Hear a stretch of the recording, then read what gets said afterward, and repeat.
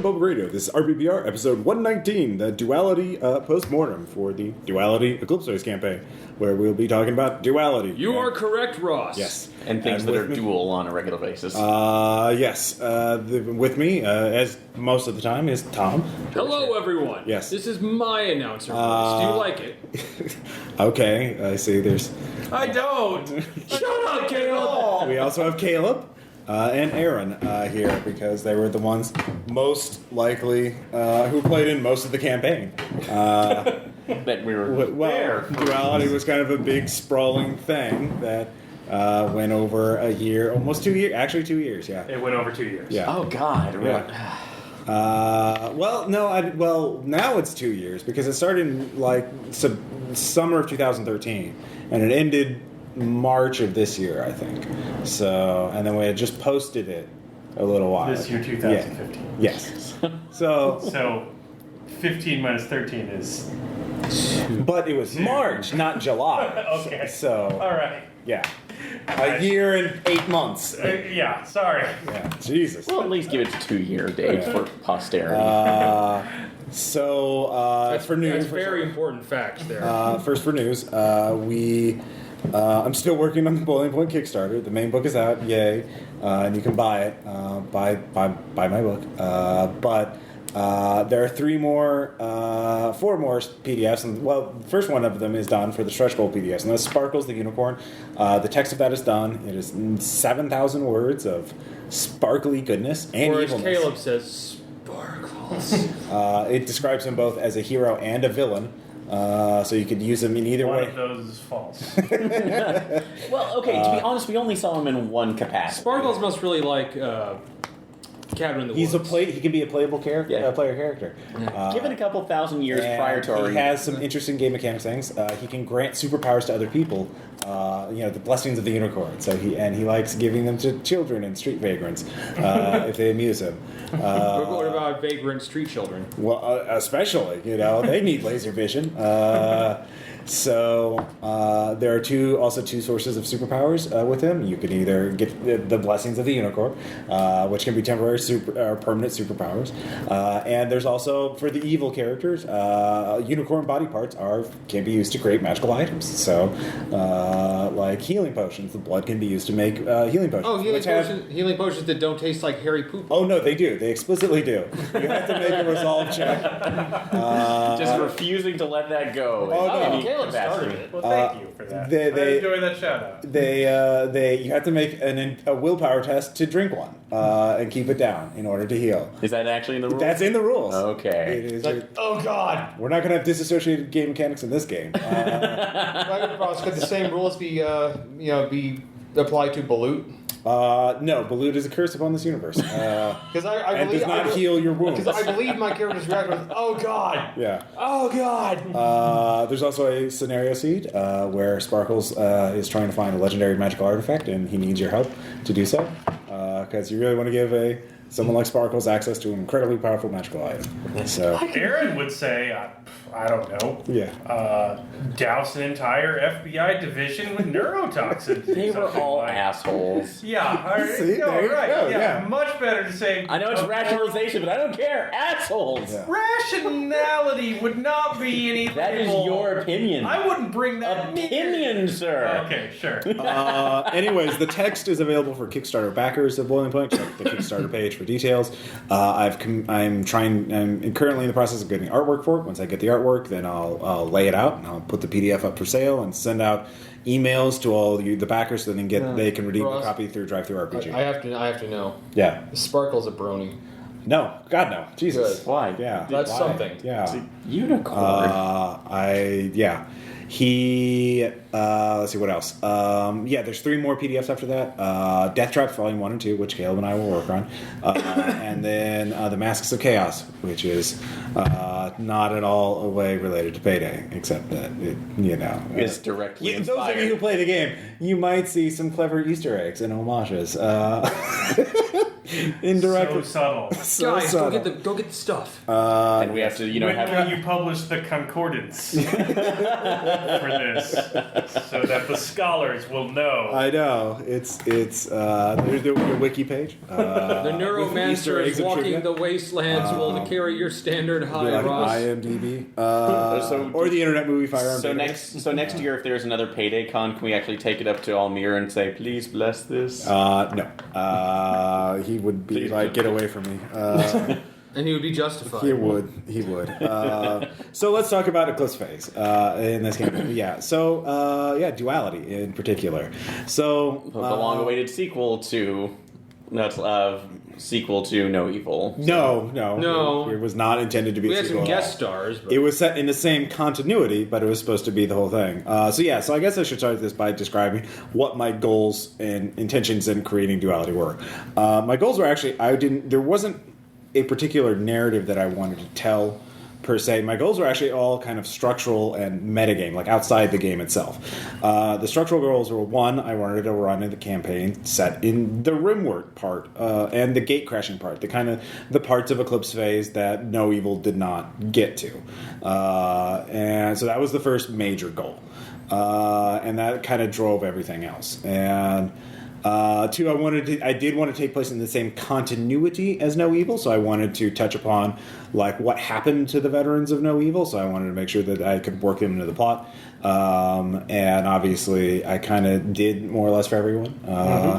And let's see, three, I wanted to try out as many new ideas. I kind of think of it as sort of like a campaign sampler. Like, instead of having one campaign that does one thing, it's like, here's what a campaign like this could be like. I think that most clearly came across A in the buffet Jovian campaign? Yeah, because even though there was more of a serialized plot going, it was far more episodic from where we were going from place to place. So than the progression that we had in No Evil. So of at least a clear goal, because we always had Lauren Crystal in the. Yeah, Lauren distance. Crystal, like, and part of this was also kind of like, I think, I wanted to do what I failed to do in the Dark Sun campaign, which was having like a framing device that allowed the players to jump across an entire setting and then focus on the individual adventures, more of an episodic campaign. And I think I want to be clear here. Yeah. The failure of Dark Sun was not your fault.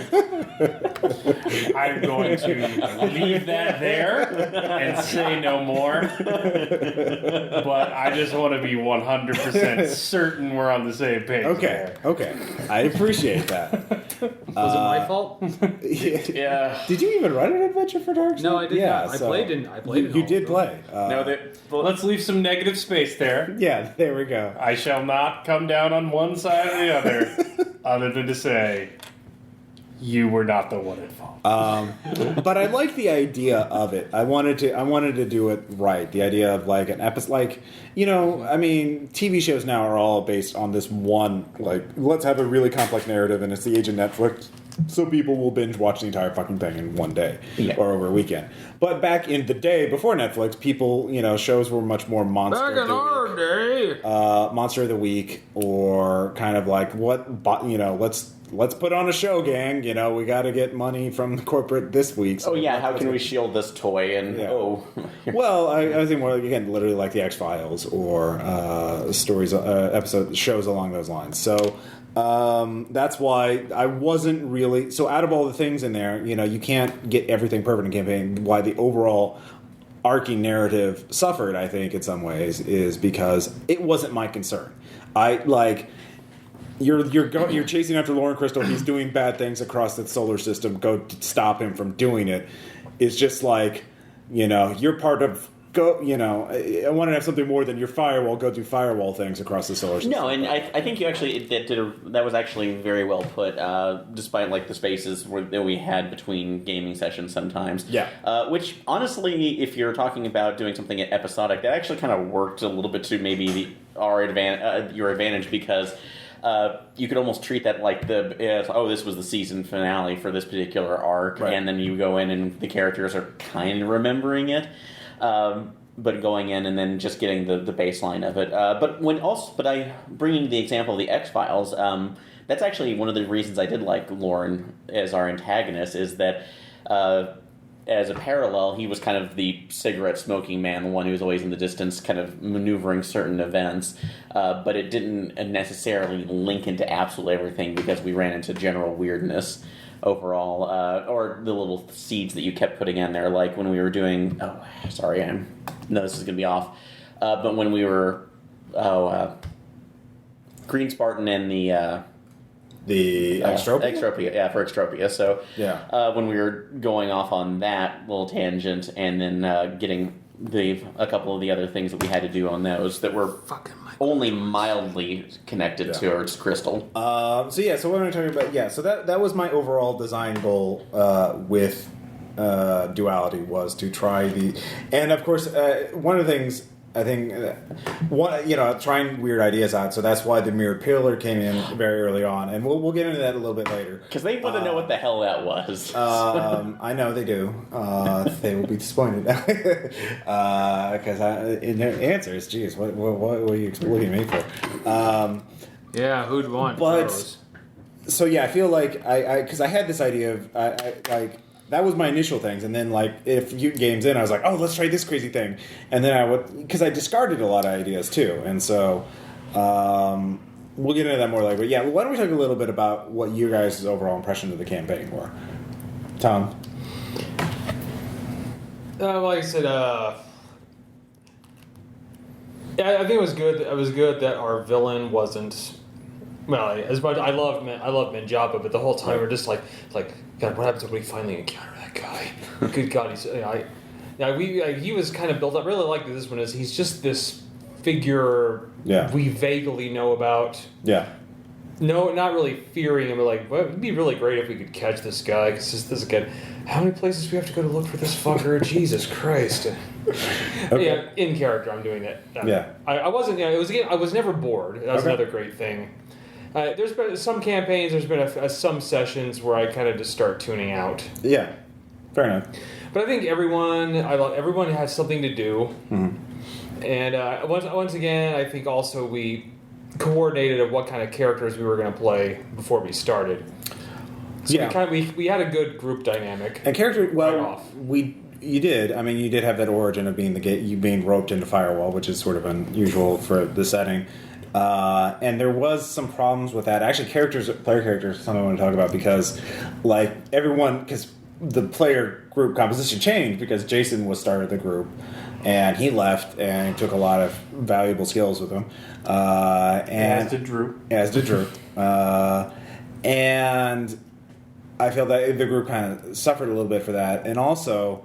I know some people were like, we can't tell who's playing who or what your character is.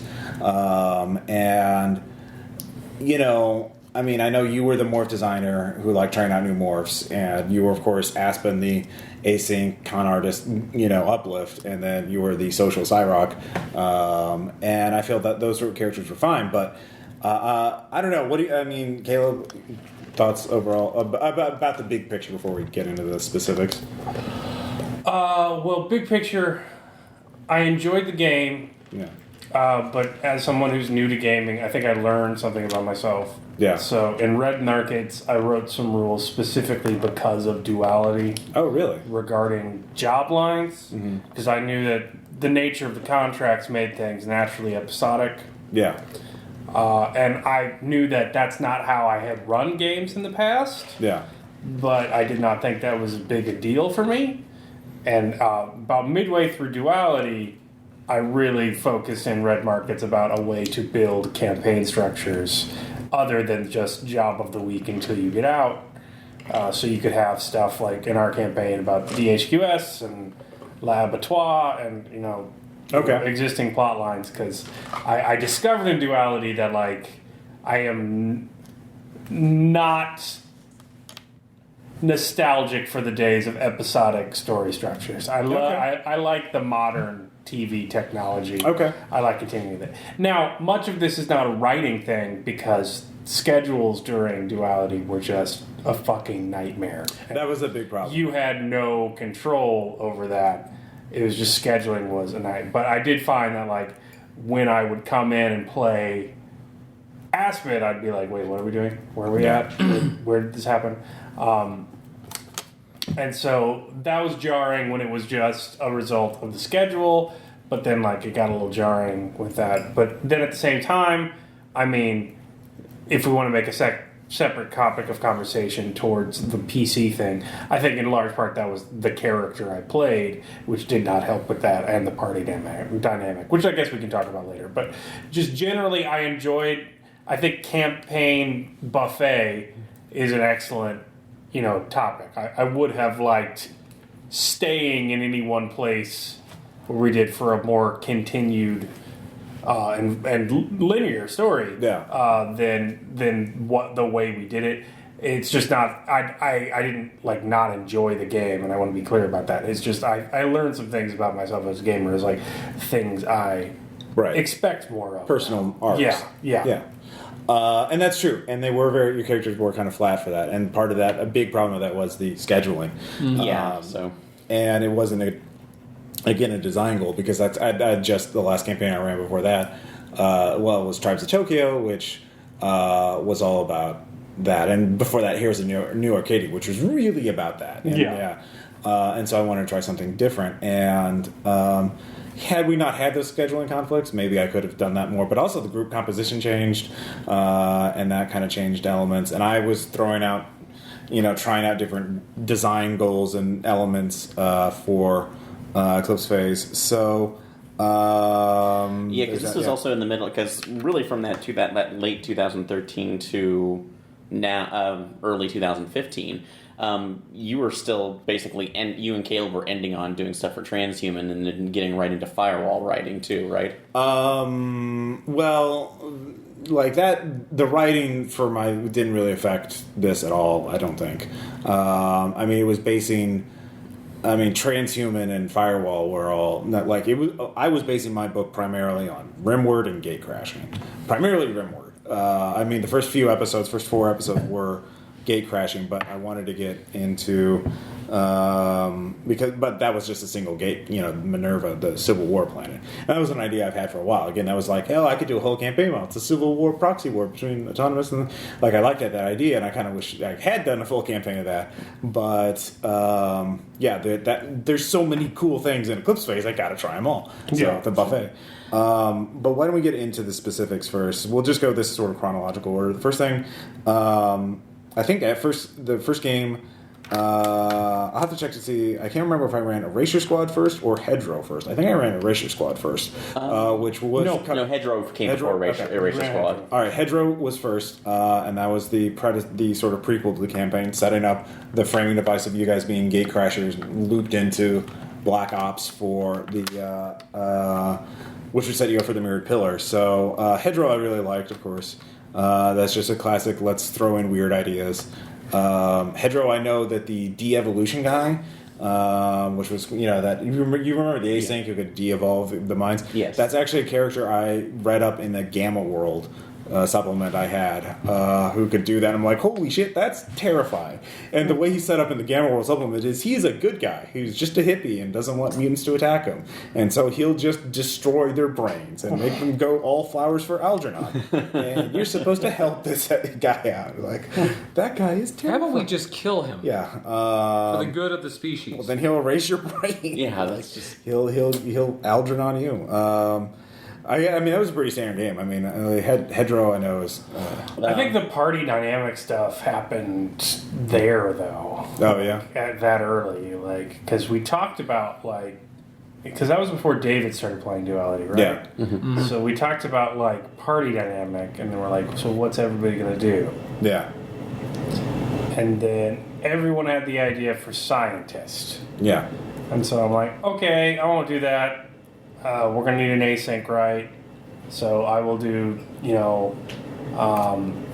and my original goal was not to be a social engineer. It was just to tell me who I need to impersonate for the plan. I will go impersonate that person, and I will do async stuff. Because that's why I took a character that had, depression as a, mental illness. And, I wanted to have less agency because we had just come off of Tribes. And I did not want to boss people around because out of character I had a dithering allergy. I wanted a character that was more passive and like went along with things, and in that I failed. But like the argument was like, everyone's like, let's all do scientists, and like we did, and then we did not communicate well enough. So then I went away and made not a scientist, and you made a social Cyrock, and then we had 3 scientists.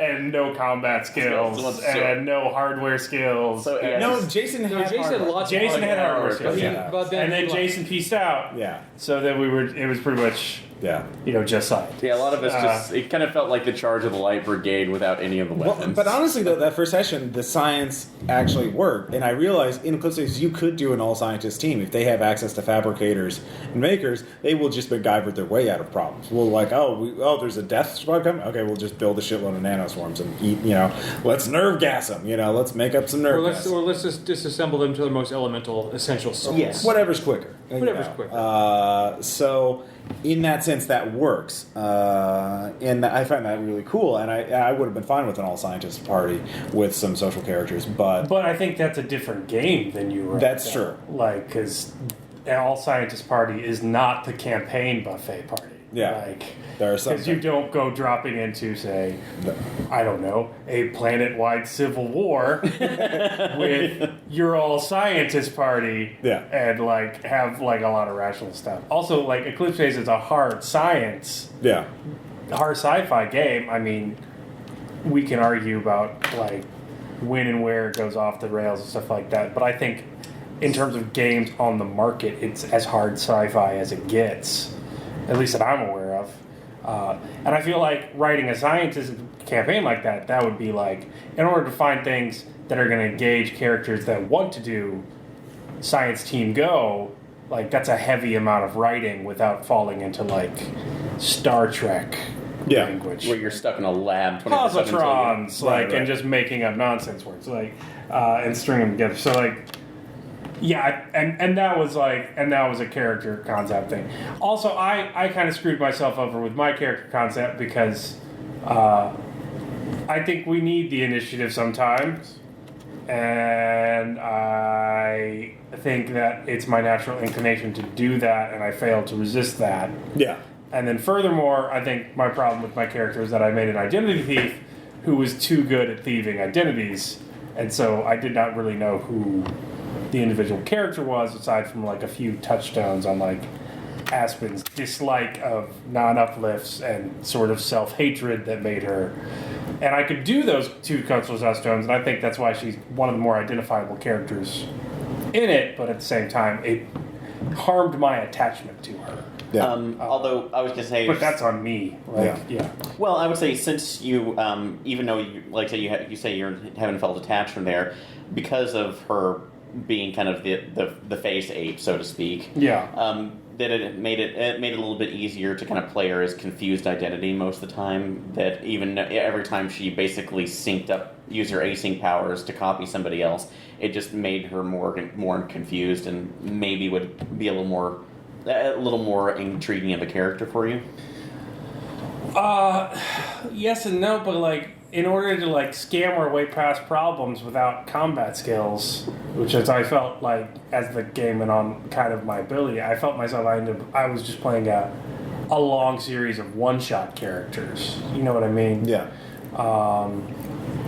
Which was fine, but yeah, I actually got more attached to my Triad Enforcer character in Duality than I did to Aspen. Lou. Yeah, and the Jogan. Yeah. Yeah. And in the Erasure Squad game. Yeah, true. Which Kessler took me a little time to feel him out. Yeah. I mean, he wasn't as instantaneous as Preston. Right.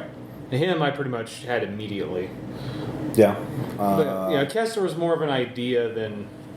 He was like, okay, morph designer. That's about all I had. Yeah. I put a little more thought into him than like, the Kenji. Nadar. Or the Forger Sniper. Yeah. Yeah. The Nadar. He is legend. Terribly bad. Yeah. And yeah, as for Simon, too, part of it was, yes, continuing the joke that all my characters must be Cyrock, so in one form or the other. And one of these days I will break that just because I... Will you? It'll be necessary, too. It's fun.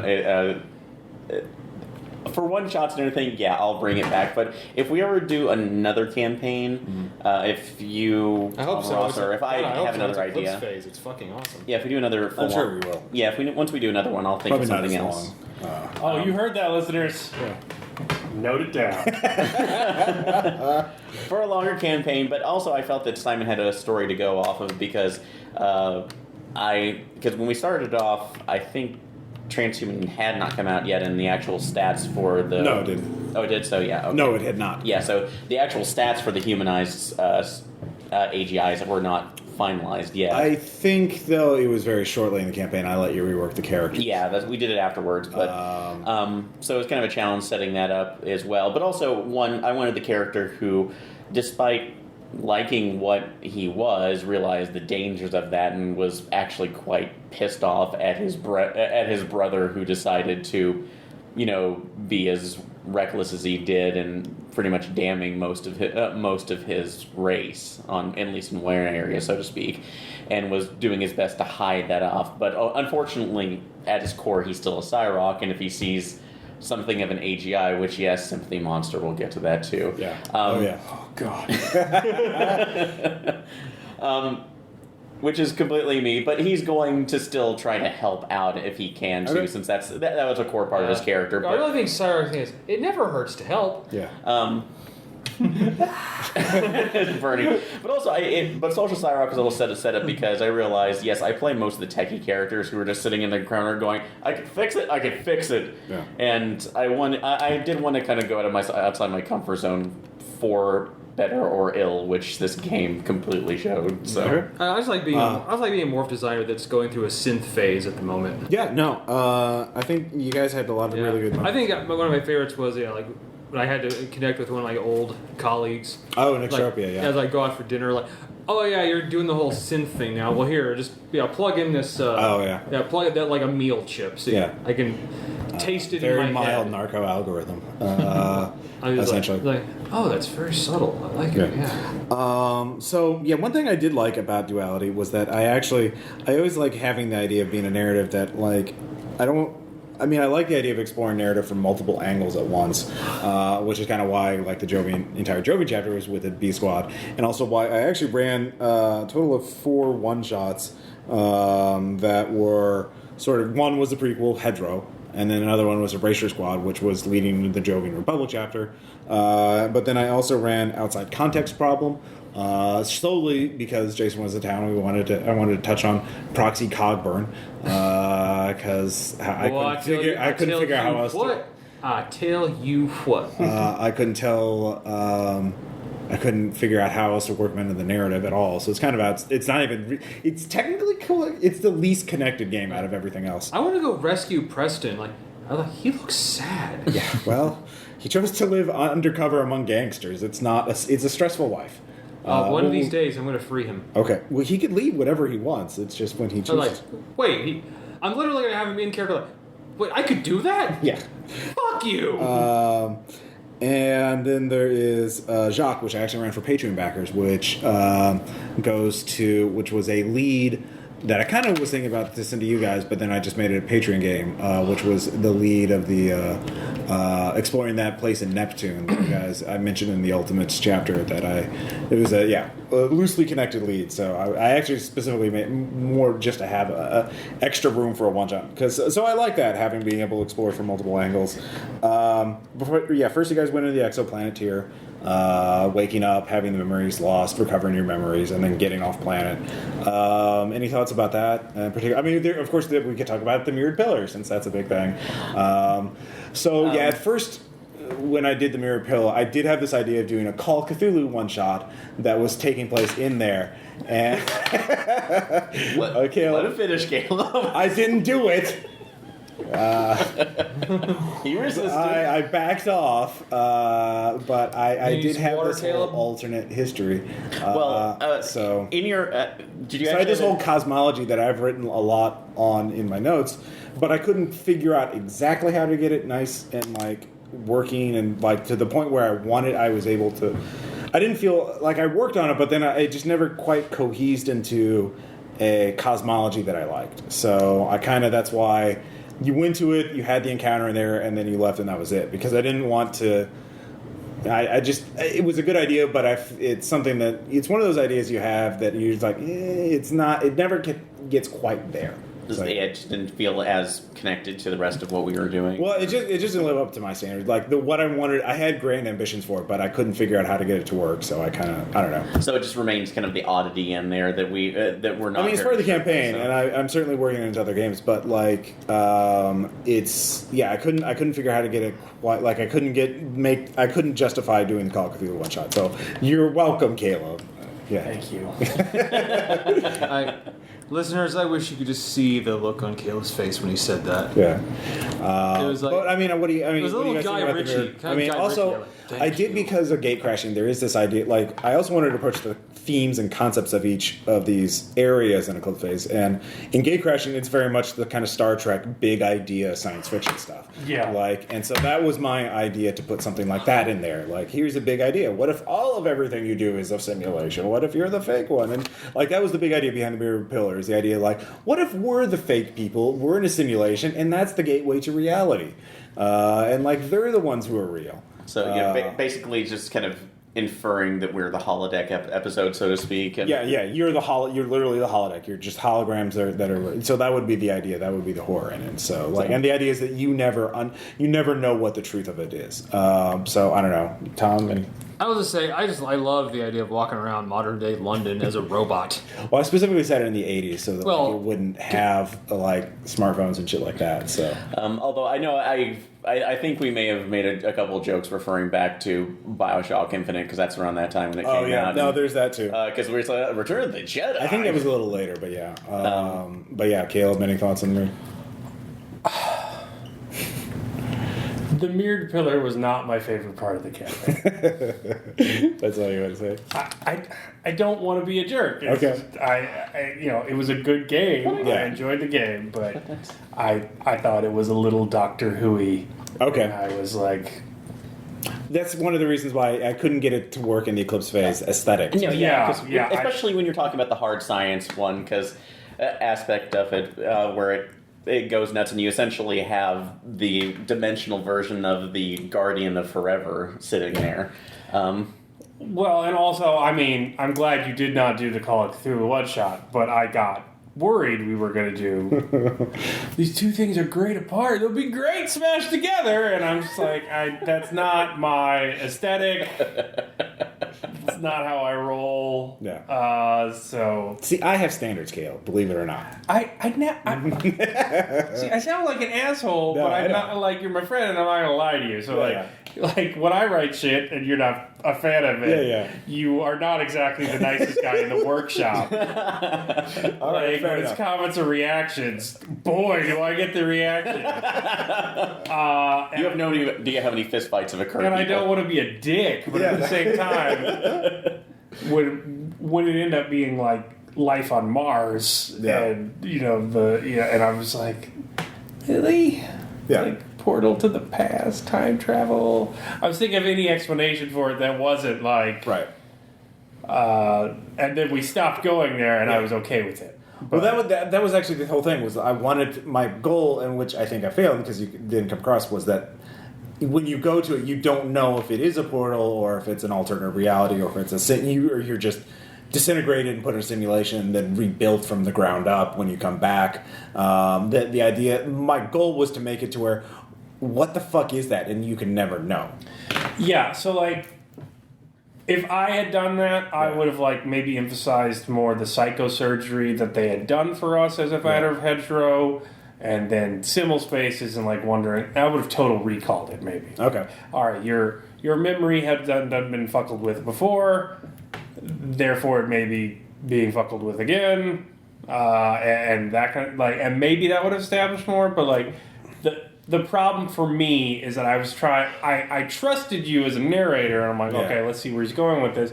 And I was trying to anticipate it, and I couldn't think of anything that wasn't like hokey time travel or akin to like what's that Delta Green game that Detweiler played in or something, and within the first 5 minutes, like Agent Alphonse lands with a helicarrier. Oh, that's something that was a fan-made thing. Yeah. Yeah, I couldn't think of any explanation that wasn't just like throw the book out the window, tone-wise. And I think what you were going for would have been in tone-wise, but I didn't pick up on that. Yeah. No, I should. And then it went away. And then when it went away, I somehow got more nervous. You think I was going to do another Tries of Tokyo? Well, no, that it occurred to me. It occurred to you too. So I don't want to say that I'm completely off base. No, there. You're not. Yeah. And then I was like, as it went on, I got more and more stressed. I was like, all right, we're just going to leave that behind, or I'll pop up once at the end, and not going to work. But like, as it went on longer, I'm like, is he going to St. Elsewhere's this? Like, are we all in some autistic kid's dream? I'm never going to flip the table? Like, I'm never and yet again, I'm like, Ross isn't an asshole, so he's not going to do that. But then my brain's like, well, what is he going to do then? Because your psychic ape time traveled back to 1980s London. Yeah. What is he gonna do then? Yeah. Well, I was like, you've been burned. I mean, come on. You thought like maybe this you tried to. And I had been burned once before. So that's the thing. I was not gonna be fooled again. Hey, maybe I was ready up until the last session for there to be Nair Lothar where it's all Carcosa. And I was just waiting in the wings to scream. I knew it. Dive out the window. I think we both talked about like during Tribes of Tokyo. Like, I don't think he's going to put any mythos stuff in here. Oh, there it is. There was actually another idea that kind of came near the end once we learned what Lauren Crystal was, or who he was. And then we kind of revisited the pillars again. And in my mind, I almost thought that the pillar itself was maybe a Titan-built version of a Pandora Gate, more advanced, where we were just being sent off to another exoplanet or maybe a series of them.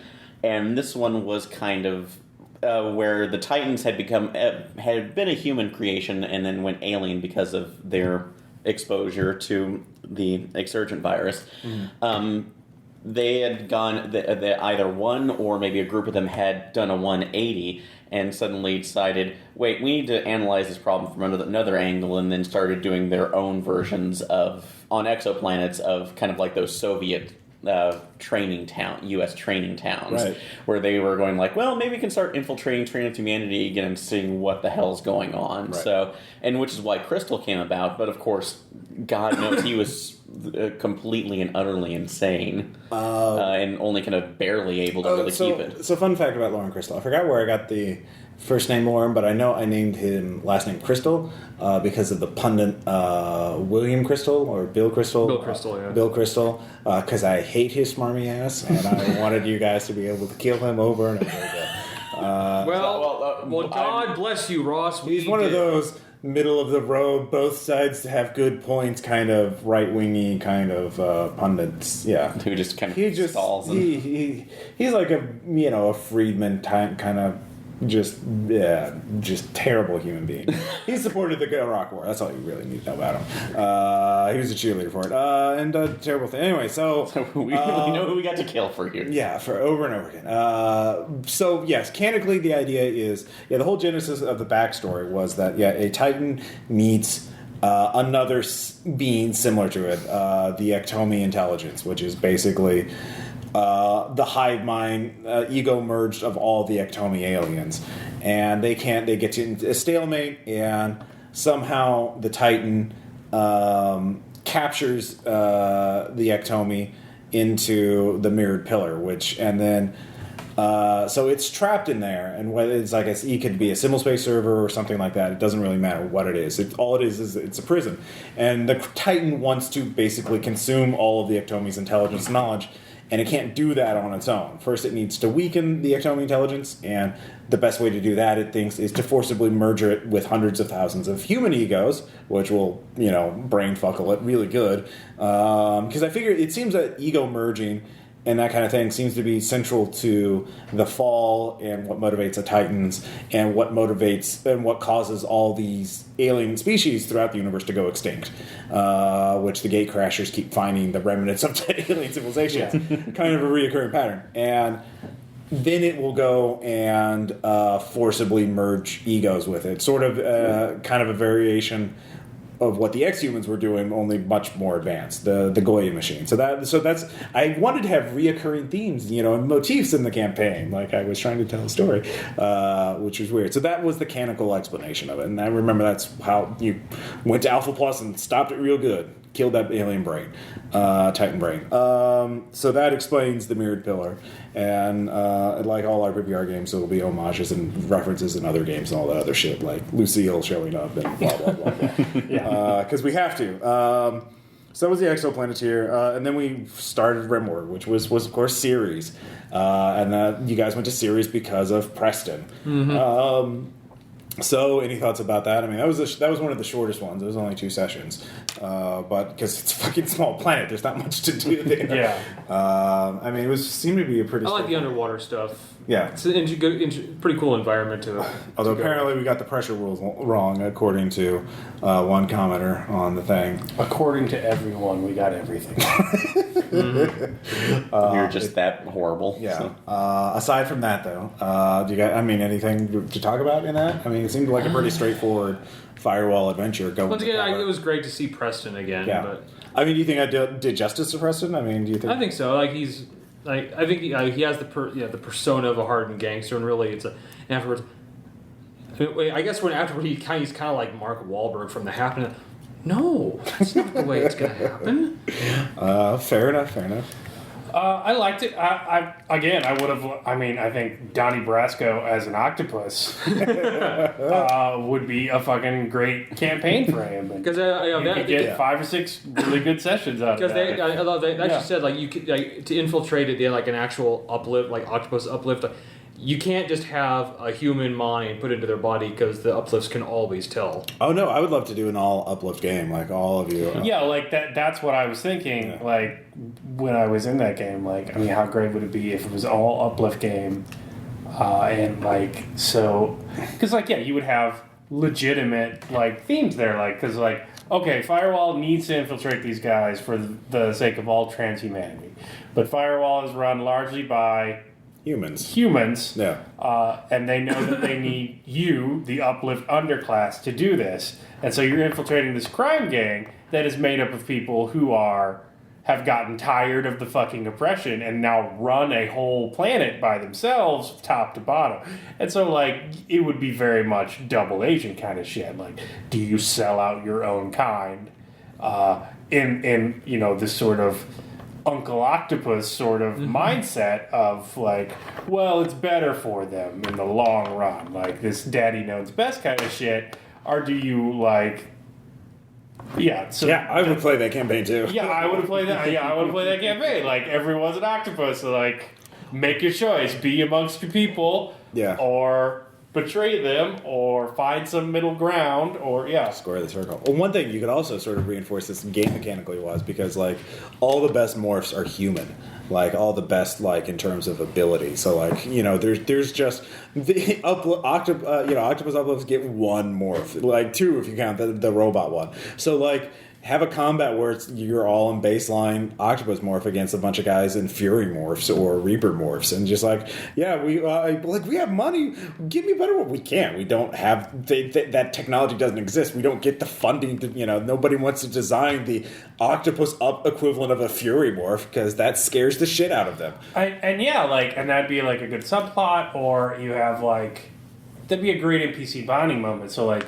you have to take down some guy that Firewall's okay with being a casualty, but he's in like some hyped up, jacked up combat morph. And the only way you do it with your octopus brothers is like you cooperate, you collective action, and then everyone shakes him with all 8 arms simultaneously. And then they're like, 8 high fives, yay, we did it. And then you realize, I'm going to put this guy in cold storage by the time we're done. Like, I'm going to betray him, and his whole Octo family is going to go homeless, and I'm gonna dismantle his octopus empire. Like, even though you've like cooperated and bested the odds and shown the man, like, yeah, I think thematically that'd be cool. Yeah. But I like the game because we were touching on that stuff like very lightly, and then we would move on to something else. It was very much campaign sampler. So. Yeah. And then next up, of course, or Aaron, did you have any thoughts about it? No, that pretty much covers everything on that. Overall, the setting still, I did like that because that again, not having done a lot of like specific uplift, but also underwater uplift stuff too, which set a lot of different skill sets that we had not touched on before too, and also the risk of, I remember going through, hey, do you have your pressure? You have pressure mods, right? Yes. Are you sure? Because you're going to die. I was using the rules in the book, and the book apparently got it wrong according to that one guy. So we'll just leave it at that. Next up, we have, of course, the Titanian Commonwealth, which was a fun session for multiple those guys. Whoa, weird! Like those guys are like almost BFFs with Firewall. That's like you have to play. Come on, Tom. Share. What do you think? So Titan's Libertarian Paradise, right? No, that's a socialist. No, that was the one with the. That's Extropia. Yeah, there was also. Oh, I totally forgot the spa. Like that was part of Duality too, because that was actually going out into the waste with the holder. The spa. Were you in that one? Yeah. No, I died. Yeah, and Drew died. Yeah, we all died. We all died. You were saved though. Remember, because that was the whole point of. That was actually one of the things I wanted to do was do. No, I got my ego out. Yeah, I died. Yeah. So I got my information out. That was taken into the waste by the holder for 50,000 years. No. That was the holder that showed up in the Ultimates. You betrayed us there. Yeah. By intentionally getting infected with Exurgent virus. Yeah. Which we then had to fight when we went to the spa. So that was your first of two deep betrayals that made campaign climaxes more difficult. Oh yeah, that's right. Yeah, I did that. So yeah, this is an idea I really like, is doing like the one-shot prequel game that sort of sets the conditions of what the main campaign will run into. Like what happened before you go, which is actually what Glancy kind of was trying to do with the Iconoclasts. Yeah, no. And I like that idea in theory. Yeah. I would like it better if Tom stayed home. Well, unfortunately, I won't. Then we just shoot your. We'll just wait until you're on vacation again. So we just metagame it completely. All right, are we all here? Okay. The pact has been made. Yeah, and then Drew just running off. Just. Yep, that's true. Not much needs to be said about the spa. Except, don't worry about it. Your character from the spa will have all therapy sessions paid for by the government because it's a socialist paradise. So, you'll get over your death, in due time. But the Titanian Commonwealth. Any thoughts on that? So I can't remember exactly what we had to do. That was with the Ultimates, right? No, that was the Ultimates was Extropia. Okay, sorry. The Ultimates were on Extropia, and then you went to the and Ultimates. then we went to. Was that the adorable AI? Oh, St. Catherine's Songs. Yeah, St. Catherine's Songs. What? Is that the adorable AI? No, that was Jovian Republic. Okay. Okay, in that case, I take back. Game was a little big. It was. It was. I take back my fuck those guys. That's not who I thought it was. The Titanian Commonwealth, the highlights of the session, including the heist of the safe. That. The apartment. Highlights. Yeah. The apartment. Oh, so that's the one where I pretend to be Bohemian Schwayback. Yes. And just went into the mouth of the beast, got a handshake, and walked off my day. Yeah. Whereas you guys had to do a basic B&E and ended up activating the entire city. Okay, no. See, I'm going to say this right now. I got up that up. Aaron got early. It was. It was definitely Aaron. You were. I said MVP of that crew. I looked up there and said, "Nope, this isn't gonna work." We figure out another lane. Everybody says, "Nope, we're going on ahead." You do that. That was time. David was with you, wasn't he? Yes. Yeah. David started. David got in at the very last minutes of the exoplanet. Yeah. When we were.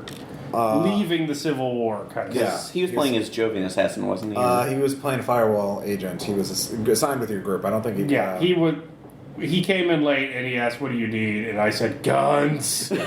Because we needed guns. Yeah. We did. We And totally David, if anyone's going to apply the command of guns, He was good for that.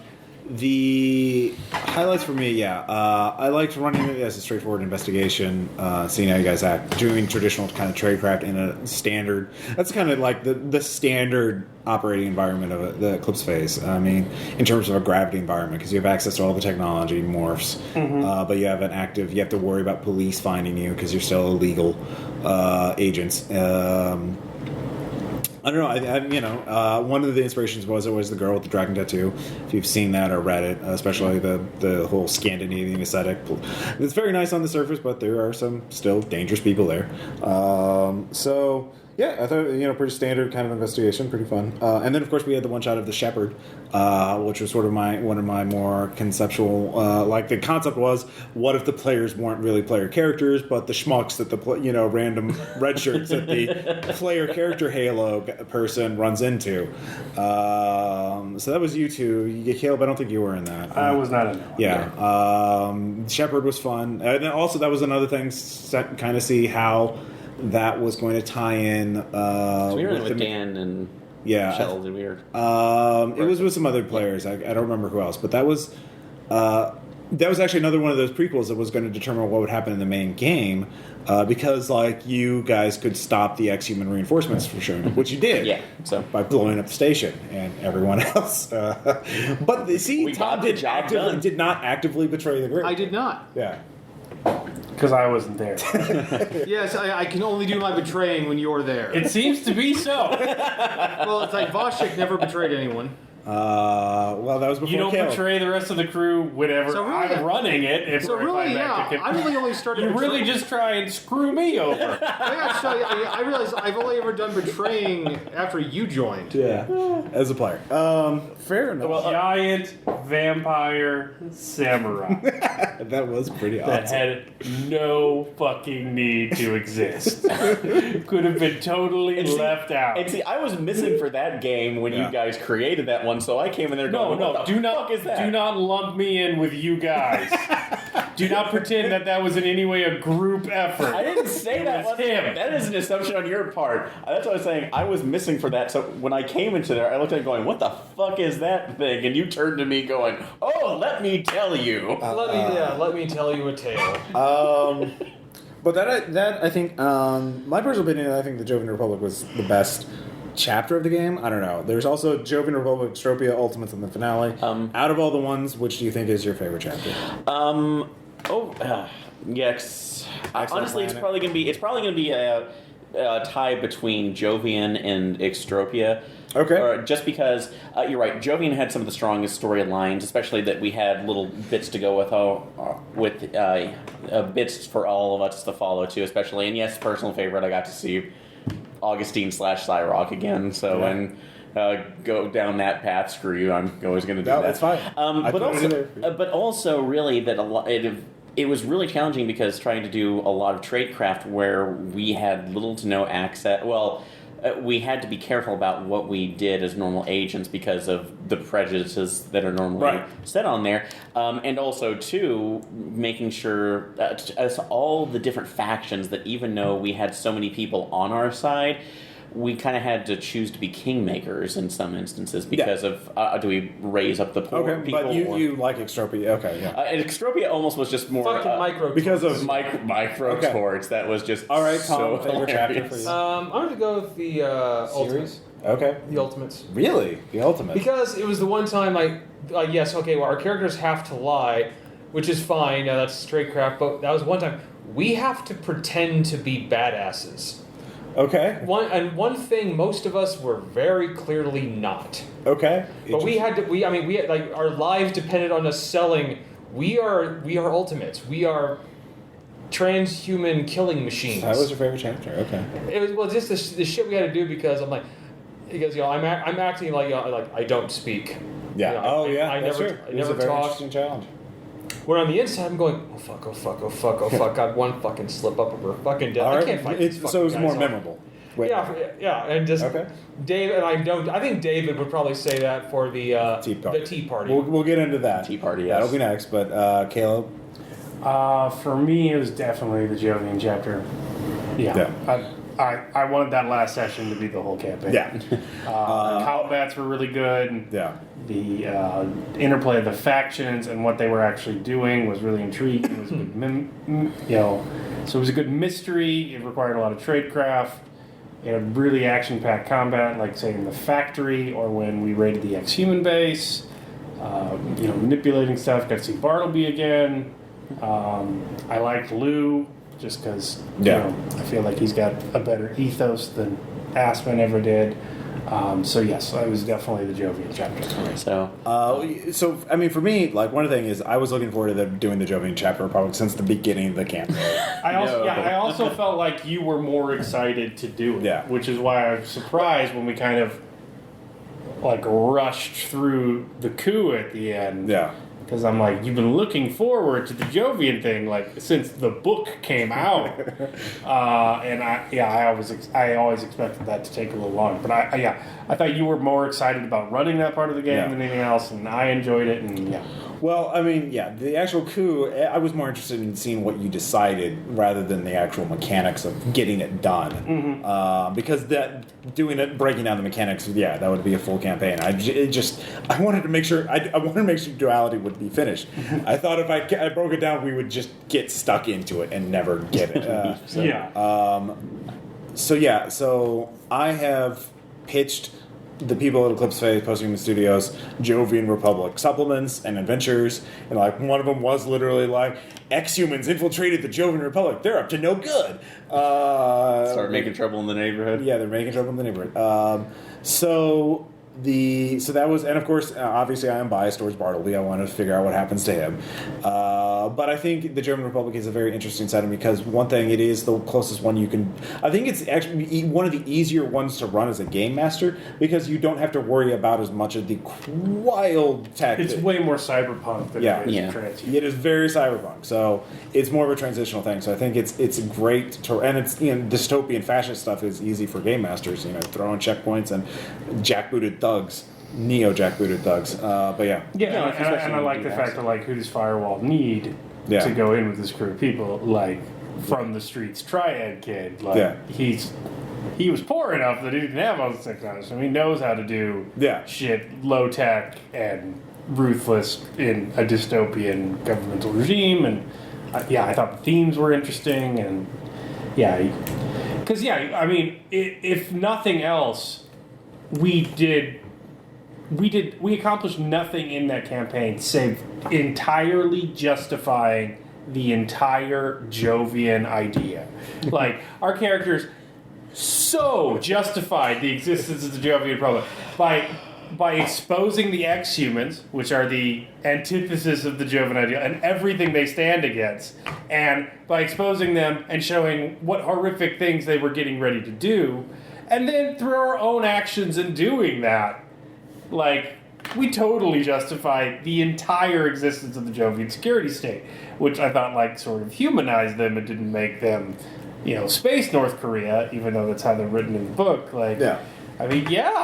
Actually, I think the thing is, my interpretation of how it's written in the book is that is the ideology, but it's a very human. It's the most human and most nuanced, most complex of all the governments because they specifically point out that there are different factions and there are people. There's corruption and there's different sides. It's not the fucking ultimates are the ones I have the hardest time with because we are pure, we are ultimate, we are pure. This is Sparta. Yeah, it's very one dimensional, but No, and you're right. That's honestly what made it more compelling playing in the Jovian Republic than anything else, because I'll admit going into it I was dreading it just ever so slightly because I do love the fantastical elements of transhumanity. Sure. Even though, set it in hard science, but still all the cooler ideas of that. And especially, my character alone, I fell immediately in love with AGIs and the whole synth side of it as well, which I do have a question for you afterwards, though. But no, it did create better storylines or more nuanced ones, and especially talking about just doing something of pure cyberpunk. It made me very invested in there, especially with at the end too, with the people that we knew we could, the people that we got to know. most of those people weren't normal transhumans. If they died, they died. There was no bringing them back at all, which raised the stakes so far up for it. Having said that, as I have my middle finger raised at Caleb right now, let's go into that. No, this is the sympathy monster. So for those of you who didn't listen to that particular episode, I deliberately set a sympathy monster for Aaron, a sympathy trap, because I just saw the trailer for Chappie, and I was like, let's see what happens when there's a Chappie that Aaron needs to rescue. I go and hugged it. Yeah, you did. And killed. How do you even express the concept that way? All right, this is not fucking Augustine. There was no ambiguity. He was like, you are going to permanently kill otherwise innocent people in order to free this AGI. And you was like, yep, button. Where's the button? Let me press it. No, actually, there was a little more thought put into that as well. One, I had already established, even though Cyrock in hiding, this was all still a Cyrock, and no, it wasn't. Chappie, the robot was not a Cyrock. No, I'm talking about Simon. Oh, okay. So no, Your character. No, I'm also talking about. Yeah, I'm talking about the other robot, which I wish I could remember his name. But in any case, which robot? The one you rescued? Yes, the one I rescued. Sympathy that AGI. Robot. Yeah, just sympathy box. Just call him Chappie. Yeah, just Chappie. But no, in this case, I had looked at Chappie as my character was looking at Chappie as another a lost brother, one who had really tried to stay alive, was not doing any harm, right. Was just in a bad situation, and had he been discovered, he was completely dead. Right, which was going to happen. Which was when you find out about it. True. And yes, and also talking about in the situation of, yes, knowing that most of the Jovians, if you kill them, they have no stack backups. Yeah. They're not going to come out.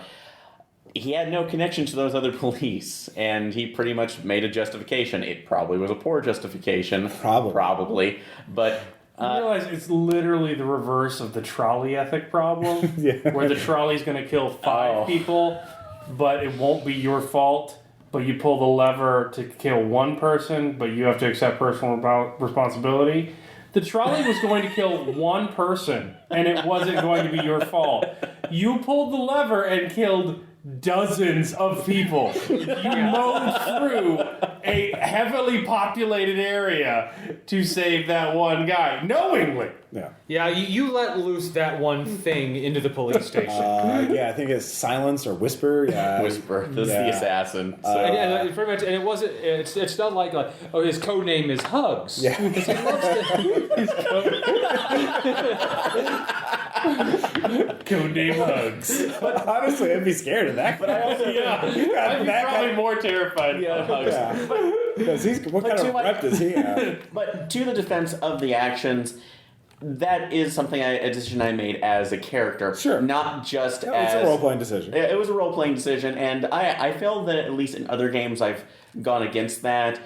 But this is one time, you completely read me like a book and dropped this in, and I went, Yeah. You know what I'd like to do? I'd like to talk... You're essentially a Robert Burble in front of me, and I'm going to do everything I can to save you. Little cyborg koala. Yeah, I would love to ask the kids and one of those dead police officers, like, well, it's okay. Your dad died to save a cute robot. Yeah, a soulless robot. And not necessarily. Well, to the Jovians. Yeah, it's a Jovian. You didn't help AGI, the views of AGI in the eyes of the Jovian people. Yeah. Not my job in this mission. Yeah, no. That's fine. I'll go for social progressivism the next time. So, the Jovian Republic I really liked. I just wanted to see how you guys would... Oh, by the way, okay, now that we're on them, fuck those guys. The Jovians? Yeah. Okay. Yeah, just they are right, by the way, in terms of look at what mess you guys made. But they go against everything my character was for. Well, sure. And I slept just fine after that. Anyway. Before we do go forward, I was going to make another mention, because now that I've remembered it, going over Erasure Squad. Beforehand, I'd only read just a little bit of about 9 Lives, but going in there and seeing these stacks upon piles of... Erasure Squad was... that's devotees. Devotees. Erasure Squad was the ex-humans who were using the Goyi machine to forcibly ego merge with people eating skills. That's what I was... Yeah. Sorry. Yeah. And at that point, I had That was another sort of like meta game commentary where like the players run into player characters who had survived another survival horror game basically right at the beginning. And you guys like, oh no, lock them up. We're not going to touch them. They might be bad. We'll let the other people deal with them. We saved them eventually. You did save them eventually, but I like that you're like, no, yeah, we're not even going to risk that. Well, we were an erasure squad. I know. They didn't call us for the nuance. I know. I found that interesting. One of the I like running games to see how you guys, what kind of choices you make. Some are easier to predict than others, but it's very amusing to me because someday you might change. You might do something different. Not yet, but maybe. But maybe. Theoretically. Anything could happen. Thanks, guys. Speaking of that, Extropia, Libertarian Paradise. Microtorts. I feel like that's going to dominate the discussion there. Because, when you read it, like, it's hard for me to... Some societies are easier for me to understand than others, or to run. And, like, Joe Republic's very, like, easy for me to understand because there's countries that are like that here, like North Korea, and certain parts of Texas. But, like... sorry, Texas listeners, but you probably not the part that you're living in. Those other parts, not Austin. Yeah, but with the microtorts, and it's a society that can't exist in the real world because you would need muses and AIs running microtorts and doing all these things at the speed of light. Like I don't see how that society could function anything less than an eclipse scarcity. Yeah, an eclipse phase level technology. But it is amusing and also frightening just the level of pettiness that exists with the system of microtorch. Just bumping into somebody, looking at somebody for too long, coughing in public. Yeah, that was more some of my take on it. I mean, the book doesn't explicitly say that. I mean, it describes microtorch.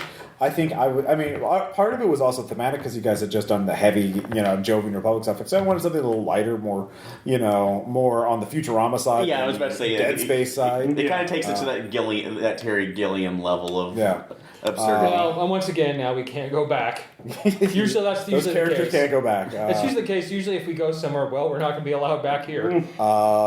So, any thoughts about it, Caleb? Do you think I justified Augustine in that? Yeah. Yeah, I didn't have any problems with that. Okay.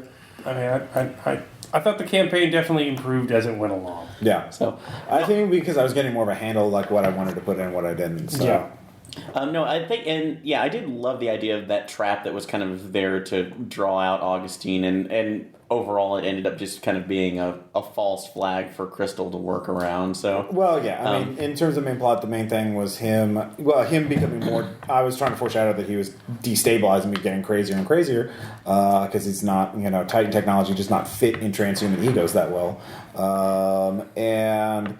The other thing was that he was making a deal with the Ultimates for all their egos, so that he could use them for his big scheme, and you guys could then leapfrog. And also, Extropia had to put in Extropia.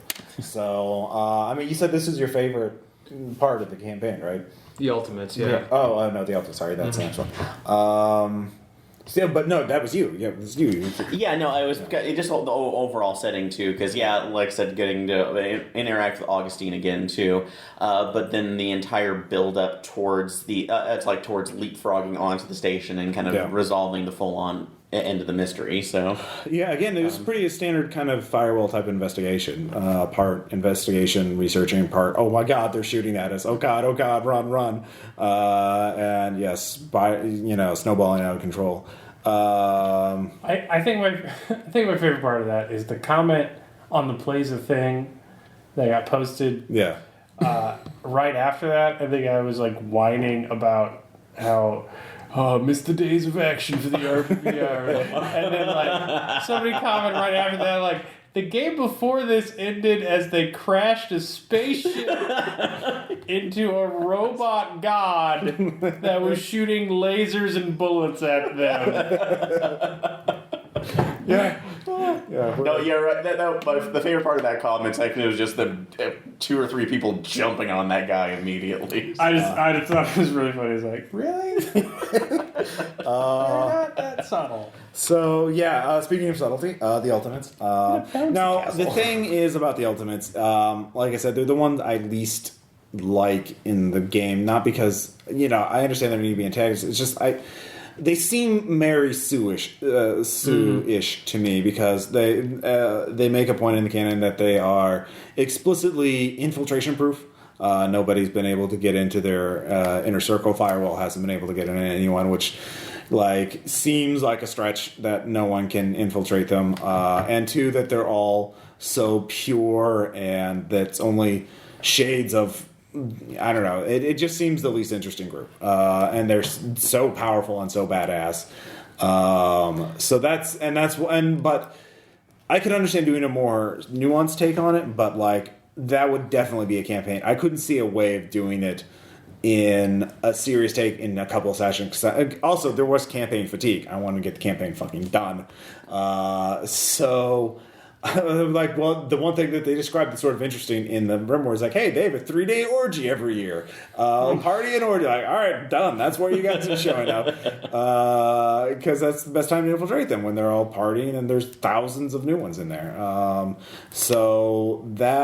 And then, of course, Deadly Tea Party was that was kind of that was kind of improvised. That was not entirely planned. I didn't anticipate David calling out protocol because I forgot that skill existed.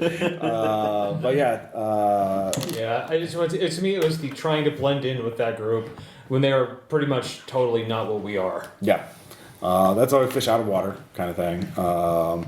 And yeah, Caleb, any thoughts? And then of course the second part. The thing is also about the end. I also made an extra light because I knew at the end, the whole idea was. I also had the idea of an adventure where it's just the adventure is a setup. You think you're doing this, but it really turns into this. And my fear of that was pulling that bait and switch thing. 1, obviously you can only do that once per campaign, but 2, even if you do that, everyone's going to get fucking pissed that it's and so. I don't know. How do you feel? You're talking about the capture? Yeah. The whole adventure it's one of those dangerous things to do, and that because especially if the players don't know, they're going to do everything in their power to not be caught. Right. And if it comes down to there's no way to avoid it, then there's a whole lot of that's fucking bullshit. Well, anytime you have to pull fiat, you just need to figure out a way to reward for that too, or at least compensate. Right. At the very least. But no. In this case, how do you feel about that? The whole setup. Honestly, it felt fine. So it never really felt forced, in my opinion. So I felt it was a little railroady. I very much enjoyed the setting after, the thing afterwards. I like that much. But when I didn't feel like there was much foreshadowing. Yeah. And I felt if there's foreshadowing, you would be able. The whole point was that it's a setup from the very beginning. So yeah, and I admit it's very hard to do foreshadowing wise, but you would have interpretation, science, things like that, or someone in firewalls inside, or I didn't think So I don't know. I put in a lot of work to go break into that building carefully, and then. But you did get additional information. And then all the cops were there. Yeah. So. But I very much enjoyed the. Yeah, second part. Hedgerow, second part. Yeah. Kind of part, yeah. Let's talk about that, because that was set on their secret research station, and the prison got unlocked because the Titan is beginning to get out of control. And I thought that was an excellent use for that plot point. Yeah. That's, so often referred to in the book as the Ultimates are grabbing egos and we don't know what they're doing with them. Yeah. And, so I thought that was good. Okay. Any thoughts on that part? No, I agree. I like the setting of a prison. Okay. Especially, what would a prison be like in Eclipse Phase? An ultimate-led prison. Yeah. That's been taken over by a Titan fork, which is, It's so bad. and It's like the Shawshank Redemption, Eclipse Phase. That's one way of looking at it. and finally, and also kind of the encounter with the last alien presence too on there within the Ectomi morph. Yes. So and the prison of flesh. You got to find you got to find out what happened to your character from the spa. So he got blowed up at the end, like everyone else. But yeah. And so finally we go into the finale. And yeah, again, that was going back to sort of the gatecrashing big idea kind of thing. Let's have some big old just sci-fi adventure. The colony ship next to the Alpha Plus is so fucking far out in the game. Like, I wanted that I invented the colony ship just so you guys would have something you could jump into, and also have a justification for whatever gear you wanted, because it was that kind of adventure. Have whatever you want, it's fine. It don't matter. That's always, you realize that's always a red flag for us now. I know, and it should be, because it's awesome. So. I don't know, any thoughts on the colony ship? Or, I mean, we could talk, of course, about the finale, the last session. I already explained the basic plot about what happened, and then there was the trap the puzzle that Tom kind of didn't go, that I designed Tom's character for. That Tom was like, nope, let's go back through the mirrored pillar. Curse your inevitable betrayal. That's because that was my goal from the very beginning, wasn't it? I don't know, man. There's a monstery thing. You're gonna go touch it. Yeah. Even if it has a big sign on it that says, "Will kill Caleb's character." You're gonna rub your face on it every fucking time. It didn't have that. I didn't see that sign. I will make you listen to the recording where he's like, "Cage of flesh, almost brain shaped. Yeah. Wish there was a morph designer here. Yeah. Wait, where'd you go? Whoop." But any thoughts about that? Or about, I mean, obviously decision making, notwithstanding. I honestly, I would need to listen to it again to get the feeling of what I did, but apparently he remembers it in perfect clarity because it apparently, I guess, killed him. No, you guys made it through. You survived. You stopped the threat, and you managed to retire your characters, and. So then you had all your epilogues, which you're left in a little better circumstances than the no evil characters, but that's because So we weren't at least. Yeah. So any thoughts about that either? So that not as much. So because I hate to say it, a lot of my memories have faded too, just because of this. It has. I wanted to record this months ago, right after we did it, but true. Real life got in the way. Yeah. So and we have. I overall, I think it was just a good, even overall plot line in a good game. So, Again, this was a game that I ran because of structural reasons. Like, I wanted to explore a lot of different topics in Eclipse Phase and run different types of games. You know? And I think I set out to that. I mean, there were mistakes. Yeah. There were mistakes. Like, it was 2 episodes. I mean, there's like character in our. It's not too episodic. It's just like I didn't know that's where my taste lies, and now I do. I mean, So you learn about yourself. And I didn't hate the game at all. I don't hate the system. I enjoy it. This isn't like Jason and Tribes of Tokyo. And I don't want to be that guy. Like, I enjoy many parts of it, but and I learned some things too. I mean, like, in terms of like trying different elements out. Like the mirrored pillar was like, testing the waters, and like, it didn't really work, so I pulled it back. And then learning that a science team were like these kind of thematic concepts, and Eclipse Phase could work all on their own, just like gimmick teams where everybody's the same type of character. Very similar types of characters could be very interesting. There's a lot of stuff to take from this, but any final thoughts before we go into shoutouts, anecdotes? Yeah. So, fun times. I think we can close the book on this one. So. Yes. All right. So when we go back, we will do shoutouts and anecdotes.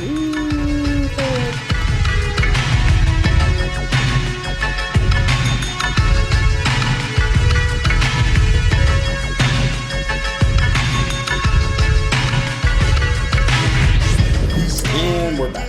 After we listen to, I'm sure, some vaporwave music that I'll put in there, because I know you're such a huge fan of vaporwave. Vaporwave. All right. So, shout-outs. First off, the Annihilation Score by Charles Stross. This is the newest book in the Laundry series of novels. This one follows Dominique O'Brien, Bob's wife, from the previous book. She was first introduced in the first book, The Atrocity Archives. But this is the first one from her point of view, and she basically is noted as a combat violinist. She has a violin that was created by Eric Zahn, made from human bone, extracted from living donors at the time. They didn't live much longer after that. And basically, it's demonically possessed and can kill. You can use it to create sorcery. It's a very powerful weapon. The devil really went down to Georgia. This is a Lovecraftian universe. Remember, Lovecraftian magic is a form of mathematics, and music is very mathematical. But anyways, this novel is a very marked change of pace from the other novels. Obviously, change of narrator, and I liked it. I think the least favorite out of the books, I still think, is the Jennifer Moore, the James Bond one.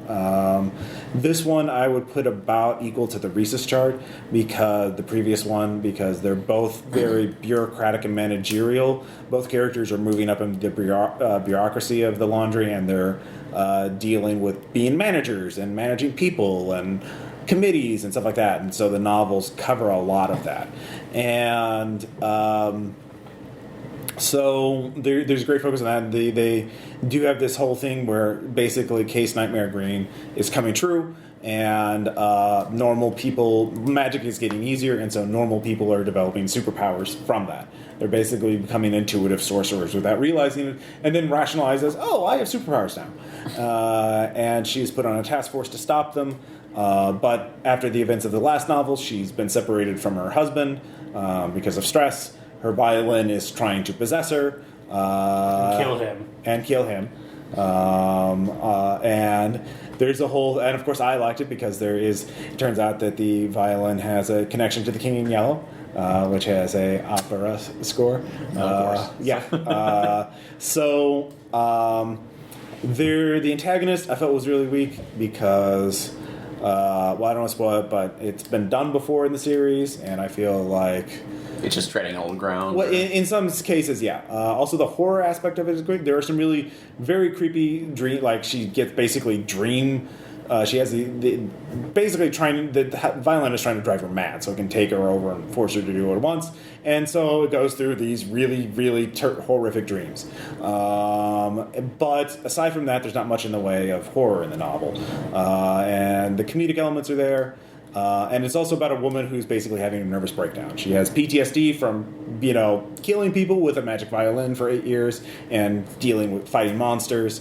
And dealing with terrible things. Her marriage is falling apart. So I find that interesting from her point of view. But, so about average for a Laundry novel. Not the best, certainly not the worst. That's more like a talk out. Yeah. Moderate voice out.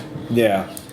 So, I liked it. I just wish the antagonist was more interesting and there was more horror in it. I feel, especially with the Rhesus chart, there's not been as much horror in it. So, kind of lightning. I mean, the Apocalypse Codex was super horrific. Oh, yeah. And so is the Fuller Memorandum, but the Rhesus chart and this one are not so much. So, this first one, let's see here. Caleb, you had a board game that you... so I finally got Concept. So it won a ton of awards in 2014. Pretty unique board game in that it's not quite charades, but you have a board that is literally just conceptual pictures that you have a cheat sheet, which is very nice in the board game, that tells you roughly the things you could run, but after a while you sort of get the gist of what the pictures mean, and then you have to express simple to very complex concepts through putting these little figurines on the pictures that you're trying to do, and like the color of the figurines matters because that makes these concept strings, or talks about opposites, and then the order you place them in matters. And I just think it's a really interesting game design. We had a lot of fun playing it. Oh yeah, we did. And kind of going with the whole issue of the concepts being simple to very complex. I like that. Just kind of as an example, the first card that Michelle and I got since we were on the same team, simplest one I think they had was like Crying a River or something. Just something water-based, but they go into the higher concepts, and I swear to God, it actually had Depeche Mode's "Enjoy the Silence," and I'm sitting here going, "How the fuck do we do that?" So especially like if you don't even listen to their music, or if you don't know a certain thing about if you don't know that pop song, culture reference, Oh, come on, it's Depeche Mode. All right. Monarch said that in the yard sale episode of Venture Brothers. Thank you, Tom. Hey. Yeah. Well, see, Tom would have gotten it. Anyways. So, speaking of that, Tom, you saw a movie, did you? Yeah, this movie, I think it was from 2011. It was a little later, I think, wasn't it? It was a couple years ago. I know Roger Ebert reviewed it when he was still alive. Oh, okay, well then. Yeah. So, Margin Call, Yes. which was a movie basically kind of about the 24 to 48 hours leading up to the 2008 financial crisis, then like the immediate aftermath from like this one company that they totally didn't be a model off of Lehman Brothers. Yeah. I think the CEO of the company was named Told in the movie, and Fold was the name of the CEO in real life. But it's the kind of movie it's what Wall Street Money Never Sleeps tried to do. Yeah. And this one is just more showing these people that their corporation is their world to them. It's everything, and it's realizing, well, it's all gonna go. Well, we best dump everything. Yeah. It just a matter of factly they're talking about like just screwing over all their customers, and they're just saying it's like we just have to do this. Fair enough. All right. And Caleb's seen it too, and yeah. it is very bleak. Okay. Did you see it on Netflix? No, I rented it. Okay. Keep an eye out for that. I'm sure it's out there. Aaron, you had another thing that's also bleak. You wanted to mention? So, if we're going with, so it's for talking about last week tonight. So yes. Yeah.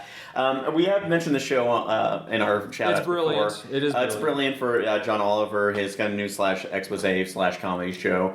But this one ended up this last subject ended up pissing me off more than most, just because, one, I'm not a fan of televangelists at all usually, but I would never guess that from you, Aaron. yeah. But also, this was pissing me off even further because, as most of you know, or if you've seen their scams, they'll basically say anything to get money in their pockets, and will usually do it at the detriment of the ignorant, the poor, the needy, or the very sick. But he actually took out, John Oliver was talking about some people who were being a little more blatant, and I don't remember what his name was. The clip's on YouTube, you can watch it, but this particular preacher was saying that God needed to give him a jet. Creflo $1, man.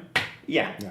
Well, St. Ives' finest. Yeah, tithe a dollar for your seed. Tithe your dollar for a seed. I just love that dollar is in his name. But yeah, and so what John Oliver did, just to kind of prove the point of how much money these parasites suck in on a regular basis, is that he actually, for the last 7 months, he and his research staff started giving money and seeing how much they kept sending him out, saying, all right, you need to send us more money in order to basically be more blessed. And I think it ended up, for that 7 months, he'd given in turn of like over $300 to $400. Right. And then had eventually received a check that was made out by him back to the church. Which was just...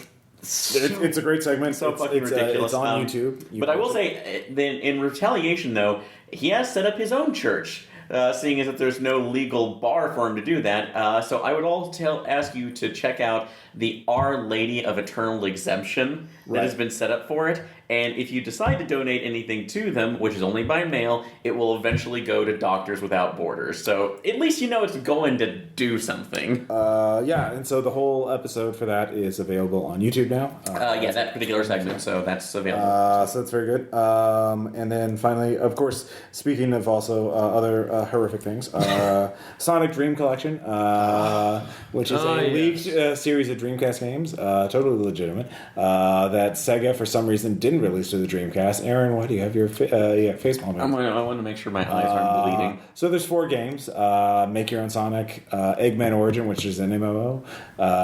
Let's see, Sonic Movie Maker. And what was the last one? That should be called... Sonic Roommate. Sonic Roommate, yeah. Which still is horrifying, but I think it's not nearly as bad as Sonic Snuff Maker. Oh, did I say Snuff Maker? I meant Movie Maker. It was Movie Maker, and there wasn't any snuff involved. It was just... Really? Yeah, no. I didn't see any. It was just... It was a beautiful act of creation. Yeah, it was an act of creation. So there's... you can download it yourself, or you can... Just don't get on the watch. Watch Alex. There's Polygon has privately, not at work. Polygon has Why would you do this at work? Wow. Well, some people have boring jobs. I know, but we figure out ways around it. And finally, a movie we all saw, Exile, formerly called The Sunderland Experiment. This is something we talked about last year because Kenneth Hite recommended it. It's finally out on DVD, so I picked it up at Gen Con, and we finally got around to watching it. So that's even more horrific than Sonic Dream Collection, believe it or not. It is true. It is fucking just nightmarish. Balls to the wall. It is crazy. So really well done. Very well done. Very low budget. Yeah. They know how to use a low budget. And they know how to write. Yes. Yeah. It's not low budget writing. No. Yeah. They had great use of exposition, very sort of indirect and within the action. No, like, here is 10 minutes of exposition to explain our character situation. Blah blah blah blah blah. It's all shown, not tell. Yeah, that initial little voiceover monologue. Yeah. I would go ahead and say, not knowing that probably wasn't even there during the original screening. I bet that's something the distributor had them add in. Yeah, they have that seemed kind of out of place and unnecessary by the end of the film, considering it's a movie you have to pay attention to. Yeah. Yes. Mm-hmm. It's also a movie it's good if you have some background in cosmic horror to understand some of the implications of what's going on. Yeah, because I would say without at least that background, it might seem slightly random and out of place. Yeah, it is working. Well, to me, it's kind of like the intro to Dark City. Right. Where they added that monologue. Oh, yeah. Yeah. It's so much better without it. Yeah, do keep in mind that the ads for that play at the beginning of this DVD are way, like, it gives you a terrible impression of the people. Oh, yeah. We were all very concerned. Yeah, because the low budget horror. Very generic looking horror.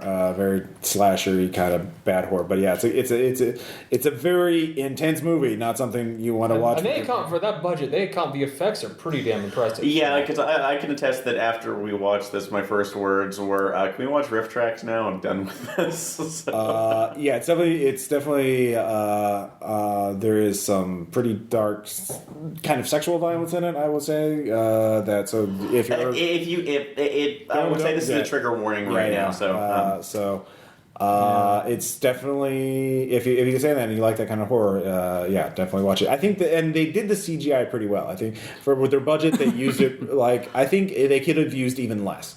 But I think probably they added some CGI at the insistence of the distributor. My guess is. Mm-hmm. I'm totally speculating. Stone Cold was a good palate cleanser after that. I just want to say, and this is not a spoiler, but whenever I saw the angel, I was reminded of the horse in Assassin's Creed or the horse in The Witcher or something, where you just like turn and it's there. Like, the horse is stealthier than you will ever be. You just whistle and bam, it appears. Very much reminded of that by the angel. Yes, my child. Which I loved by the end of it. Well, yeah. Just bam! Is there all along. You fuck up. You are guilty of murder. Sentence as murder. Slight tangent since you're talking about that. That also kind of reminded me of I don't know if you ever watched the original Ju-on, the movie The Grudge was based off of. I have not, I'm sorry. No, it's okay. But you know, like the cat boy that appears in The Grudge, right? Yes. Okay. In the original one, when Ross showed this years ago, because the Japanese version took it to such an extreme where halfway through the movie, it was just funny to figure out where Catboy was going to appear next. So it's like, where is he going to be on the screen? It's like, where is Waldo, the Japanese horror edition? Yeah, fair enough. So the Japanese version, of course, is much better than Grudge. I agree.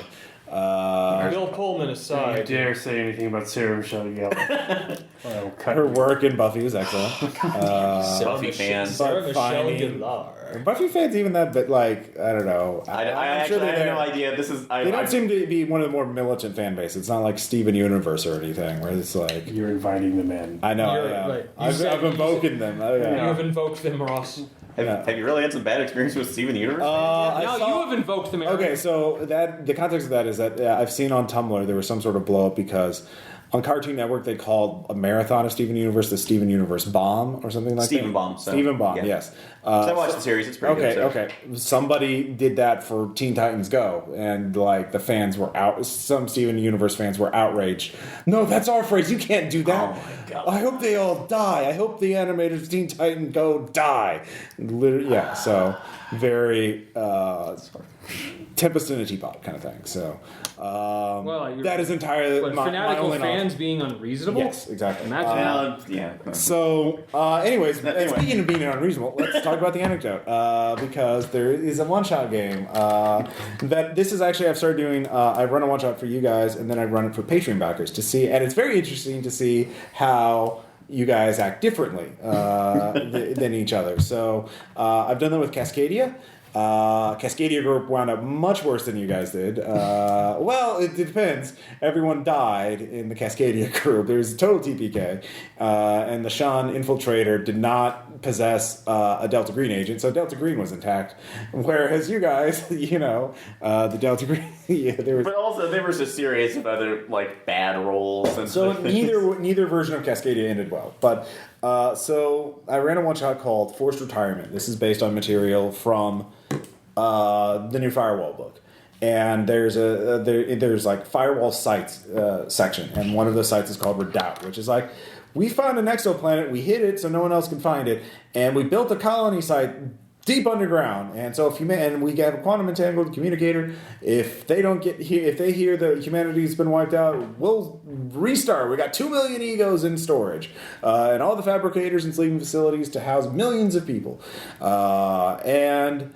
So the whole idea for Redoubt is that you're an erasure squad. You wake up and you're told to go retake this facility, like go retake Redoubt because, and you don't know why. And it turns out you've lost communications with the solar system. No one knows what happened to the rest of transhumanity. And 2 Firewall factions have taken to fighting to basically restart humanity. The conservatives, led by Jovians, versus pragmatists, who have also made deals with 9 Lives guys. So. And you guys, so you're an erasure squad. You figure out that both of the major warring factions within this facility you don't want to side with either one. So Tom, I mean, you didn't want to side with the conservatives, obviously. No, I was more kind of playing like, no, they're both fucking crazy. Right. I think that was kind of the team consensus.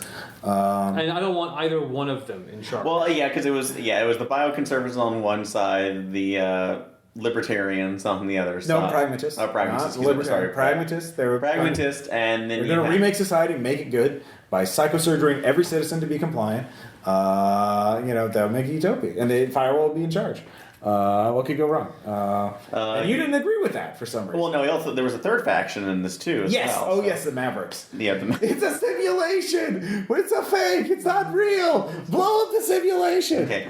But no, pretty much saying yes, even though You didn't agree with those guys either. No, we didn't agree, and also technically there also was a fourth with the scientists who had taken over the reactor. Well, they were just they weren't fighting. They were just true, like, but we kind of needed them a little bit. Well, that's what the sides were fighting over. Whoever the scientists could control them. But yeah, with this group, we had figured out what they all wanted.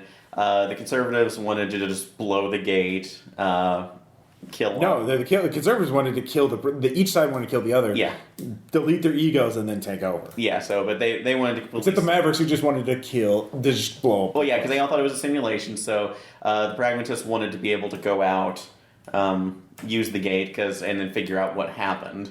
And then it's like, and then you have the researchers in the middle who didn't care about eventually, anything. Yeah, eventually they would figure it out. But yeah, once we were investigating things, we had found out that there was somebody woken up to take a look at the message on the QE comp. Well, let's not go into all that. What I want to focus on is your decision. So, like, you find this out. And then the AI that woke you up tells you, okay, here's some nerve gas. Here's a canister of nerve gas and nanoswarms. Put this in the life support system. It'll kill everyone. Then the scientists can come out, except for the scientists, because they'll be in an environmentally sealed bunker. And so you can retake the facility. And so just nerve gas everybody. Kill everyone. That's your job. Yeah. And erase your spot. And you said... Oh, well, no, I said, let's give peace a chance. I'll be the hippie on this one. Let's figure it out. And the erasure squad. And I will say, I succeeded to a certain point that I managed to kind of convince the conservatives and the pragmatists to stay up sides. Although, unfortunately, I failed with the... critically failed. Critically failed with the Mavericks, which they decided, well, we're going to end this right now. They're leaving. We can take their missiles and launch it at the so they tried to attack, and thankfully the turrets and the pragmatists managed to take them out. So no, they didn't. You did. So I thought we were with them. No. What happened was you succeeded on getting the pragmatists and conservatives. Are you okay? Your brain just auto-rewrites to fit the narrative as you go along. No, I wanted to, no, kill them all. Yeah. No, actually, Tom was like, kill them all. Sorry, I'm doing this. So here's what happened. But diplomacy was a violation of your mission protocols. But you said, no, you have free will. So you're like, no, let's piece this out. You get the pragmatists and conservatives to stop fighting. Yeah, we got Then them. you got so they were beginning, like the pragmatists or the conservatives were about to move out. So they were leaving some of their weapons unguarded. And then you critically failed with the Mavericks with your persuasion check. And you were out of moxie. So you couldn't undo that. So, all right, so the worst possible thing for the Mavericks to realize, like, we can go see some of those weapons, those missiles, and launch it at the reactor. Oh, yeah. And so the choice was... you're too far away to try and intercede. You could either hope that the NPCs who are near the Mavericks can stop them, which is a total die roll up on NPC die roll, random die roll, or you can put the nerve gas in now and kill everybody. And that's when we went into eternal debate. No, we entered the debate pretty quick. It was, you basically... The whole debate about the nerve gas lasted for a while I was doing that, and then it was Chris and Drew in the back saying, it's done. Yeah, no, they decided, and you killed everybody, except for the scientists. And so, mission accomplished. Mission accomplished, except they decided to go take the retirement. I was going to say... Oh, yeah, so at the end of it, this is spoiling the end for it, but, I don't know when I'm going to post this. The players are told, go back into cold storage, basically. You're a crazy, violent killer. You're not useful in the society that we're going to rebuild. We go in retirement, we'll wake you up when we need you. And, for some reason, you guys didn't like that. No. Well, Tom, what did you decide? Oh, wait, you were part of the people fuck this, let's go open the gate. Yeah. Okay. Which was a violation of your containment protocols. Well, we did our job, no, I like being awake. All right. Well, no, I took trauma. And how did you end your character? No, I took trauma. I said, screw you, I'm going to go with the scientists. They said no, and I walked into the turrets. Yeah, you killed yourself. Death by a sentry turret. Yeah. And then Drew blew up the sleeping facility that you woke up in. And so I think... Yeah, the Faust, Chris, and you open up the gate, and that's where we stop the game. Because you don't know if it was a simulation or if you were the last, if you doomed humanity in the universe. I think my last words were humanity. We've all seen where that leads. All right. So the Patreon game, they were all, our mission parameters are okay, let's go nerve gas those assholes. They were all on board for that. So pretty much what predicted. It was much more tactical. It was like, how can we get that nerve? Oh, as soon as I told them about the nerve gas, okay, yeah, no, let's get that in there. Let's do that. We will do that. And they were all on board. And then, so they nerve gassed everybody. They succeeded. One player took 6 traumas from it, though, because he crit failed his Will ×3 save, because he found out that both sides were also waking up civilians and sleeving them in there. So he killed a bunch of innocent civilians, not just combatants. So he lost 20 lucidity. And he was actually playing the Hidden Concern Assassin. So he was like, oops, my bad. Better start eating my limbs. So he went into retirement. He just went back into cold storage. Or no, he was like, delete me, delete this, just restore me from backup. I don't want to wake up to this. I don't want to remember. But then 2 players are like, I will spend my moxie to persuade the scientists to let me in. Like, okay, we'll let you in if you go into the sleeping facility, and then we can psychosurgery you into compliance. So we're just gonna mess with your brain, with your noodle until you're nice. Yeah, so we're gonna fuckle your brain. Yeah, and so one of the players is like, no, I'm gonna be like Cypher in the Matrix. I want to be rich and important. I don't remember any of this. And that's how it works. So Caleb, any thoughts on that? Yeah. Sounds like RPPR. Yeah. If you were in that situation, what do you think you would have leaned towards? I don't know. Because that was the thing. Like, once you took over the facility, once you nerve gassed everybody, you were basically in control. The scientists were helpless, and they weren't going to leave their little emergency bunker until you were dealt with because they were scared of you. I'd probably trick another faction into brainwashing everyone for me, then blame it on them, and then be the king of New Human Society. I mean, let's face it, I have my own fair enough well-worn path that all my balls and tend to fall in that groove. Machiavelli. All right. Fair enough. At least you know your strength. But yeah, Aaron would have tried to establish peace. No, I did. If it weren't for like the Mavericks. And the thing is, if you had succeeded and that was real, that wasn't a simulation. So the pragmatists leave through the Pandora Gate. Conservatives either stay there on that planet forever, or they eventually open up the gate. Yeah. And then eventually they re-meet the pragmatists who've been exploring the cosmos, and they inevitably go back to war. So all you did was end World War I just so they could build up for World War II. Maybe I was off site by then. So yeah, like I don't care. I'm out. So I got mine. So that kind of sums up a lot of games. So this has been RPPR episode 119, Duality Plus Mortem. I'm Russ Payton. I'm Tom Church. And then Caleb. and I'm here. All right, we'll talk to you guys next time. Yeah.